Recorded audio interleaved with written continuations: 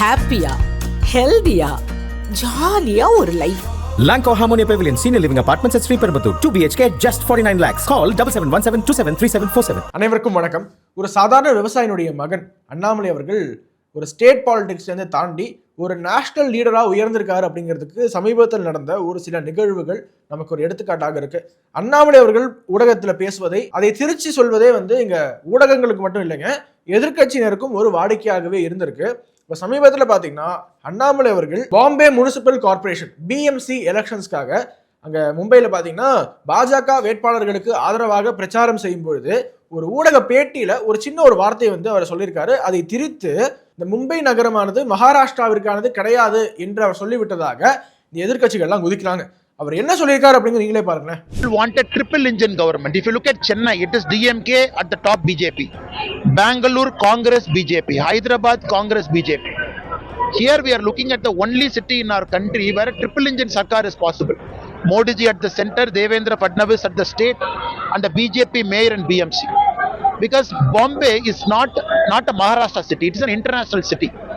And this city has got a budget of 75,000 crore, not a small money.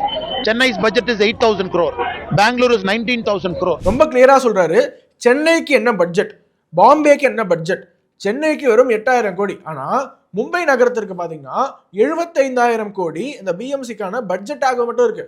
அப்போ ஒரு triple engine government, மத்தியில மோடி, மாநிலத்துல பாஜக ஆட்சி, அந்த மும்பை நகரமான அந்த BMCல இருக்கு இல்லையா, அந்த BMCலயுமே பாஜக மேயர் வந்தா ட்ரிபிள் இன்ஜின் கவர்மெண்ட் ஒரு நகரத்தினுடைய மேம்பாட்டிற்காக பயன்படும் என்று சொன்னாரு. சென்னையில ட்ரிபிள் இன்ஜின் கிடையாது, ஏன்னா மாநிலத்துல DMK, மேல மோடி. கொல்கட்டாவில் ட்ரிபிள் இன்ஜின் கிடையாது, ஏன்னா திரிணாமுல் காங்கிரஸ் இருக்கு. பெங்களூர்ல பாருங்க, ஒரு வேர்ல்டு கிளாஸ் சிட்டியா வரணும்னு இருந்தாலும் கூட மாநிலத்துல காங்கிரஸ் ஆட்சி இருக்கு. சோ ட்ரிபிள் இன்ஜின் கவர்மெண்ட் வரக்கூடிய பாசிபிலிட்டி இருக்கக்கூடிய ஒன் ஆஃப் த மேஜர் நகரம் மும்பை. அதுல பாஜக மேயர் வரணும் என்று அவர் பேசியிருந்தாரு.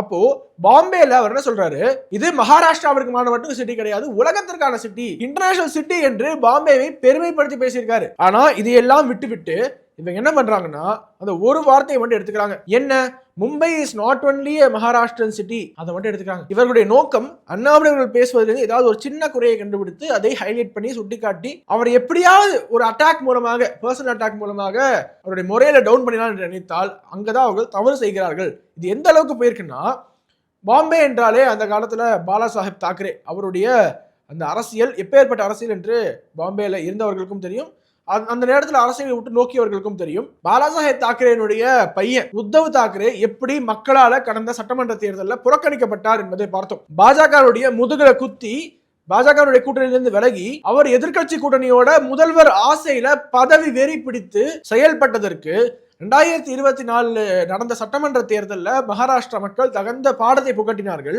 பாஜக கூட்டணிக்கு அதிரிபுதிரி வெற்றியை கொடுத்தார்கள். அதற்கு பிறகாக மகாராஷ்டிரா நவநிர்மாண சேனா என்ற ராஜ் தாக்கரே அவருடைய பார்ட்டி. ராஜ் தாக்கரே யாருன்னு பாத்தீங்கன்னா பாலாசாஹேப் தாக்கரேனுடைய சகோதரரோட பையன். அப்போ கசின்ஸ், உத்தவ் தாக்கரேவும் ராஜ் தாக்கரேவும் கசின்ஸ், அண்ணன் தம்பிங்க. இவங்க ரெண்டு பேரும் எலியும் பூனையுமாக பல ஆண்டுகள் சண்டை போட்டுட்டே இருந்திருக்காங்க. நீ பெரியாளா நான் பெரியாளா, நீ பெரியாளா நான் பெரியாளா என்று. இந்த சண்டையில மிகப்பெரிய ஒரு குழப்பமே பாம்பேல ஏற்பட்டது கடந்த ஒரு தசாப்தத்துல. ஆனா மக்களால் நிராகரிக்கப்பட்ட உத்தவ் தாக்கரேவும் மக்களால் மீண்டும் மீண்டும் நிராகரிக்கப்பட்ட ராஜ் தாக்கரேவும் திடீர்னு கை கோர்த்தாங்க. ஒரு ராலி, பெரிய ராலி மும்பையில, நாங்க ரெண்டு பேர் ஒன்னா சேர போறோம். எதற்காக? பொலிட்டிக்கல் ரெலவன்ஸ், மக்களுடைய ஆதரவு இல்லை, நம்ம ரெண்டு பேர் சேர்ந்தாவது இந்த 1% சேர்ந்து 2% ஆகுமா என்ற அந்த நப்பாசையில ரெண்டு பேரும் சேர்ந்து இப்போ கண்டஸ்ட் பண்ண போறாங்க. ஸோ இந்த தாக்கரே ஃபேமிலி என்ன பண்றாங்க, இந்த தாக்கரே ஃபேமிலியை சேர்ந்த ரொம்ப முக்கியமான ஆள் இந்த ராஜ் தாக்கரே பெரிய மீட்டிங், மும்பையில பெரிய மீட்டிங். அதுல அவர் அண்ணாமலை அவர்களுடைய அந்த ஸ்டேட்மெண்ட் பத்தி பேசுறாரு. யாரோ ரஸ்மலாயின்னு வந்திருக்காரு தமிழ்நாட்டில இருந்து, யாரு, அண்ணாமலை சொல்றாரு. ரஸ்மலாயின்னு ஒருத்தர் மும்பை மகாராஷ்டிராவிற்கானது கிடையாது என்று பேசிட்டாரு. அதற்கு பிறகாக அவர் சொன்ன ஒரு வார்த்தை தான் ரொம்ப முக்கியமான நாம கவனிக்கணும். ஹட்டாவ் லுங்கி பஜாவ் புங்கி. புங்கிங்கிறது இந்த ஸ்னேக் சாமர்ஸ்லாம், பாம்பாட்டிகள்லாம் வாசிக்கக்கூடிய அந்த வாத்தியம் இருக்கு இல்லையா, அதை வாசிங்க. ஹட்டாவ் லுங்கி, இந்த லுங்கி கட்டிய யார சொல்றாரு, தமிழர்களை, சவுத் இந்தியன்ஸ் சொல்றாரு, அவர்களை துரத்தி அடியுங்கள், ஹட்டாவ் அப்படிங்கிறாரு. कोणतरी एक तामिळनाडू मधून रसमलाई आली होती, तो सांगतो मुंबईचा आणि म्हणजे महाराष्ट्राचा संबंध काय. भडव्या, तुझा काय संबंध आहे इथे याचा? यांच्यासाठीच माननीय बाळासाहेब बोलले होते, हटाव लुंगी आणि बजाव पुंगी.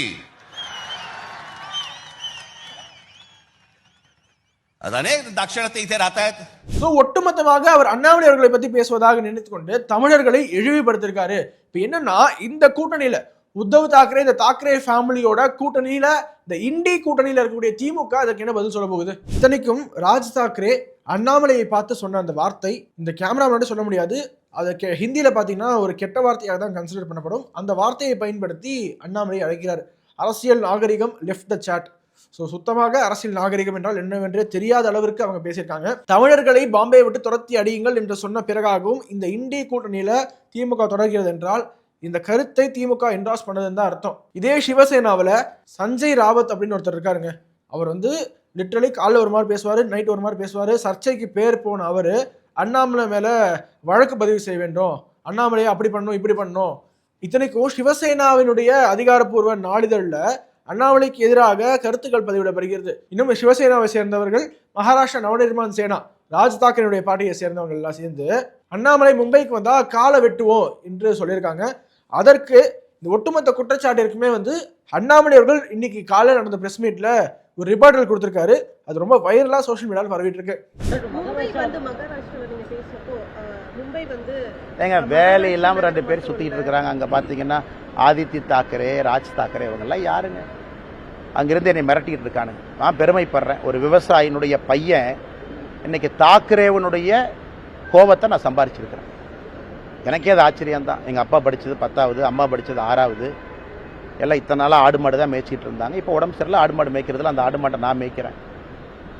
இன்னைக்கு தாக்கரே நேற்று கூட்டம் போட்டு ஆயிரக்கணக்கான நபர்களை போட்டு அந்த ராஜ் தாக்கரே, உத்தவ் தாக்கரே, ஆதித்ய தாக்கரே மேடை போட்டு என்னை அங்கிருந்து திட்டுறானுங்க. அந்த அளவுக்கு நான் வளர்ந்துட்டேன்னா, அந்த அளவுக்கு ஒரு விவசாயினுடைய பையன் இன்னைக்கு மும்பையில் அவனுக்கு கூட்டம் போட்டு திட்டுற அளவுக்கு நான் உயர்ந்துட்டேனான்னு தெரியல. அதனால் இந்த பாலா சாஹேப் தாக்கரே அவர்கள் மீது மிகப்பெரிய மரியாதை நான் வைத்திருக்கின்றேன். பாரதிய ஜனதா கட்சியில் நம்முடைய அலுவலகத்தில் நான் மாநில தலைவராக பணியாற்றிய பொழுது 2 பேர்த்தோட புகைப்படம் என்னுடைய இதில் இருக்கு. ஒன்று சத்ரபதி சிவாஜி அவர்கள், மற்றொன்று மகாகவி பாரதி அவர்கள், திருவள்ளுவர் எல்லாமே வச்சிருப்பாங்க. அதனால் இவனுக்கு அந்த மிரட்டல் போட்டு இந்த சிவசேனா, இன்னைக்கு தாக்கரேவோட சிவசேனா அவங்களுடைய பத்திரிகை நம்ம முரசொலி மாதிரி சாம்லான்னு ஒன்று வச்சிருக்கானுங்க. அதில் எழுதியிருக்கானுங்க, மும்பைக்குள்ள வந்தால் என் காலை வெட்டுவேன், இங்க் அடிப்பேன். நான் மும்பைக்கு வரத்தான் போகிறேன், நீ இங்க் அடிச்சுப்பாரு, காலை வெட்டிப்பாரு, அதான் 2 ஒன்று பார்த்துடலாம். அதனால் இந்த மிரட்டல் உருட்டுருக்கெல்லாம் நான் பயந்துருந்தா ஊரில் உட்காந்து என் கிராமத்துக்குள்ளே சொந்த ஊரில் தான் இருக்கணும். 2வது, இன்னைக்கு பாரத பிரதமர் நரேந்திர மோடி அவர்கள் இந்தியாவுடைய தலைவர் நான் சொல்லும் பொழுது அவர் குஜராத்தி இல்லைன்னு ஆயிருமா? அதே போல காமராஜர் ஐயா அவர்கள் இந்தியாவுடைய மாபெரும் தலைவர் நான் சொல்லும் பொழுது அவர் தமிழர் இல்லை என்று ஆகிவிடுமா? இன்னைக்கு மும்பை உலகத்தினுடைய தலைநகரம் என்று சொல்லும் பொழுது அது மராட்டியர்களால் கட்டிய நகரம் இல்லைன்னு ஆயிருமா? அது மும்பை அங்க இருக்கக்கூடிய மராட்டி சகோதர சகோதரர்களுடைய உழைப்பால் உயர்ந்த நகரம் இல்லைன்னு ஆயிருமா? இதெல்லாமே அந்த நகருக்கு ஒருவர் சொல்லக்கூடிய பெருமை, ஒரு அடையாளம். எப்படி பாரத பிரதமர் நரேந்திர மோடி அவர்கள் இந்தியாவினுடைய தலைவர், உலகத்தினுடைய தலைவர் என்று சொல்லும் பொழுது அவர் பிறந்த இடமும் பிறந்த மண்ணையும் மறந்துடுவோமா? எல்லாம் முட்டாள்கள், அறிவில்லாதவர்கள். இந்த சஞ்சய் ராவட்னு ஒருவர் இருக்கின்றார். அங்கே என்ன பேசுறதே தெரியாம காலையில் பத்திரிகையாளரை சந்தித்து வாமிட் எடுப்பது மட்டும்தான் சஞ்சய் ராவத்தினுடைய காலை வேலை. 6 மணிக்கு வாமிட் எடுக்கணும், அதுக்கு 4 பத்திரிகையாளர் சந்திப்பு நடத்தணும். இன்னைக்கு 3 தாக்கரே கூட்டம் போட்டு மிரட்டிட்டு இருக்காரு. என்னை பற்றி நீ அவமானப்படுத்துறது எனக்கு ஒன்றும் புதுசு இல்லை. தமிழ்நாட்டில் டிஎம்கே அதைத்தான் காலங்காலமாக செய்கிறாங்க. ஆனால் தமிழர்களையே அவமானப்படுத்துகிறாங்க. இந்த லுங்கி கட்டினவனுங்க, வேட்டி கட்டினவனுங்க, இவனுங்களாம் இப்படி, இவனுங்களாம் அப்படின்னு. அதே கூட்டணியில் திராவிட முன்னேற்ற கழகம் இங்கே இருக்கிறாங்க. இதான் ஆச்சரியம். அதனால் அது திமுக தமிழகத்தில் இருக்கட்டும், அங்கே இருக்கக்கூடிய இன்னைக்கு இருக்கக்கூடிய இந்த உத்தவ் தாக்கரே, ராஜ் தாக்கரே, ஆதித்ய தாக்கரேவாக இருக்கட்டும், இவர்கள்லாம் மிரட்டி தான் அவங்க பிளப்பை ஓட்டிக்கிட்டு இருக்கிறாங்க. நம்ம பயப்படுவோம்னு நினைக்கிறாங்க.